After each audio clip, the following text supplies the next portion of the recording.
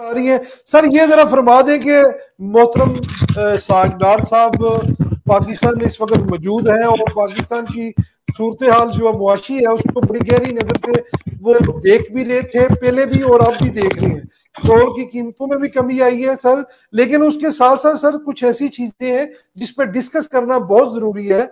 बहुत से लोग ये प्रोपोगंडा कर रहे हैं कि डार साहब एक डील के तहत जो है इस मुल्क में लाए और उसी डील के तहत जो है नवाज शरीफ साहब को भी इस मुल्क में लाया जाएगा। और बहुत से शो के अंदर ये बातें भी उठाई जा रही है कि एक बंदा जिसके ऊपर इतने पता नहीं करप्शन के इल्जाम थे और अदालतों ने बाद में इस तरह कर दिया। तो क्या लगता है सर, एक इसके ऊपर जरा रोशनी डालें डील वाले चक्कर पे, और दूसरा ये जरा फरमा दें कि ये जो महंगाई है ये ठीक है कमी हुई है पेट्रोल में भी, लेकिन सर जो हम जनरली देख रहे हैं खाने पीने की अशिया दूसरे मामला सर बहुत बड़ा जो है ना चैलेंज है इनके सामने। तो क्या लगता है आपको, ये इनको पास इतना टाइम है इलेक्शन से जाने तक, मतलब ये कुछ मामला बेहतर कर पाएंगे महंगाई पर कंट्रोल? जी इंशाल्लाह, बड़ी बड़ी कभी उम्मीद है। देखिए किसी फील्ड में तरक्की करने के लिए 3 चीजें जरूरी होती हैं जी।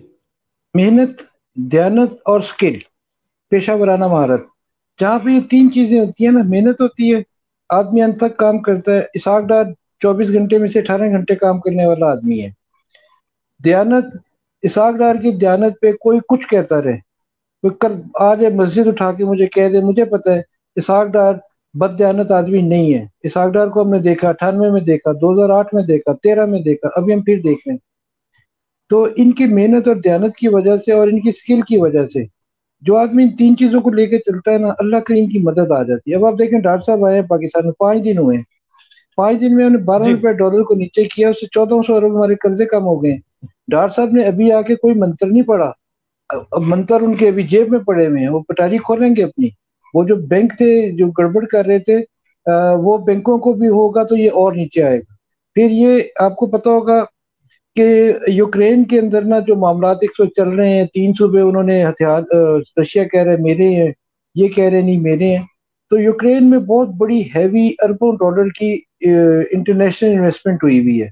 किसी ने वहां सड़क बनाई है, किसी ने पुल बनाया है, किसी की फैक्ट्री है, किसी का कारखाना है, किसी का कुछ है।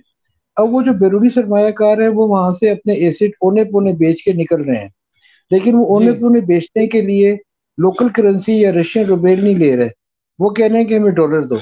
तो पूरी दुनिया से डॉलर स्मगल होके जी। कहाँ जा रहा है, यूक्रेन में। वहां पे जो मुकामी लोग हैं वो बैरूनी लोगों से खरीद रहे हैं। तो ये जो इसका रूट है पाकिस्तान, पाकिस्तान से अफगानिस्तान से होता हुआ पीछे यूक्रेन ये निकल जाता है। हमारा भी डॉलर जो है ना वो इसी तरह यहाँ से स्मगल होके जा रहा है।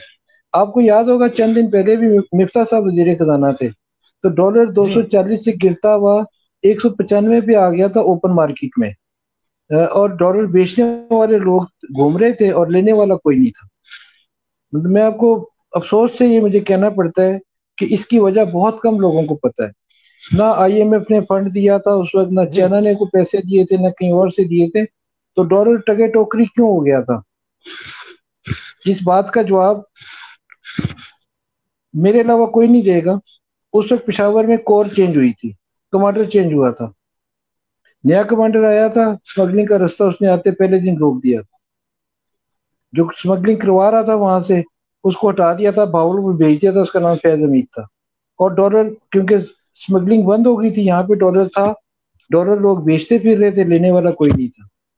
तो जब ये डार साहब स्मगलिंग को कंट्रोल कर लेंगे, इसमें हमारे पाकिस्तान के 14 बैंक इन्वॉल्व हैं जो इसको इलीगल जी। ट्रेड कर रहे हैं, ये करके बेचते हैं, इनको कंट्रोल कर लेंगे तो डॉलर अपनी नेचुरल वैल्यू पे 170 75 हद 180 इस पे ही आ जाएगा और ये आ जाएगा। जहां तक बात है डील की, उस्मान अगर कोई डील है जिस डील के तहत नवाज शरीफ आता है, इसहाक डार आता है, ये टीम आती है, ये वो टीम है जो ट्राइड एंड टेस्टेड टीम है, ये वो टीम है जो पाकिस्तान को पहले भी तरक्की करवा चुकी है, पाकिस्तान का एक नाम था। अगर ये डील से आते हैं तो हम इस डील को वेलकम करते हैं जो पाकिस्तान की बेहतरी के लिए है। लेकिन मेरे जी। हिसाब में ये डील नहीं है, डील होती तो ये 6 महीने पहले आ जाते। ना सिर्फ ये कि नून लीग के लिए 2018 का इलेक्शन सेफ हो जाएगा, बल्कि पाकिस्तान सेफ हो जाएगा, अपने पैरों पे खड़ा हो जाएगा। और हमें सख्त पाकिस्तान से जरूरत थी डार साहब की, हमें सख्त जरूरत है कि नवाज शरीफ आके बैठ जाए, चाहे कि वो जाती उमरा बैठ जाए, और आप देखें यहाँ पे क्या चीज जाती है। और इंशाल्लाह मुझे बड़ी अल्लाह की खैर से उम्मीद है। और मैंने ना डार साहब के तीनों अदवार बहुत करीब से देखे हैं, जो पीछे अब ये चौथी दफा वजीर खजाना बने हैं। हर दफा ये डूबे हुए लाते जी आए हैं और हर दफा ये कामयाबी का झंडा लगा के गए हैं। इसमें इनकी जो अक्ल है, समझ है, बूझ है, वो अपनी जगह पे, उससे इनकार नहीं है। लेकिन इनके साथ जो खुफिया ताकतें आ जाती हैं, रूहानी कुव्वतें आ जाती हैं, वो जी आम आदमी के समझने की बात नहीं है। लेकिन उन्होंने हमेशा डार को कामयाब किया, हमेशा सुरखरू किया। सुरगुरु तो किया। डार साहब अल्लाह इस करे मामले को जी, संभाल जाएंगे इंशाल्लाह। अल्लाह करे।